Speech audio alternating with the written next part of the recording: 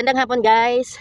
Dahil tag-ulan na naman ngayon, magbubungkal na naman tayo ng lupa para makapagtanim tayo ng ng gulay. Tara guys. Parang lagi para na pipituhin natin yung lupa para maganda itanim yung magtatanim ako guys ng talong. Tatanim natin.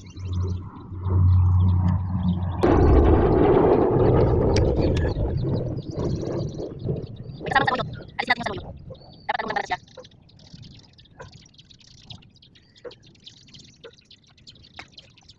Wala pa ng isa. Isa lang guys. Dosing punuan na talong. Ayan o. Ayan. Ay! Bumalintong ang ano ko, nahiya. Ayan. Tsaka yung papaya. Ayan, mga nakatanim ako ng apat na punuan na papaya. Tsaka yung kalabasa. Ayan. Dito ko lang tinanim guys sa malapit sa bahay. Kasi kung halimbawa walang ulan, malapit sa hose, madidiligan natin.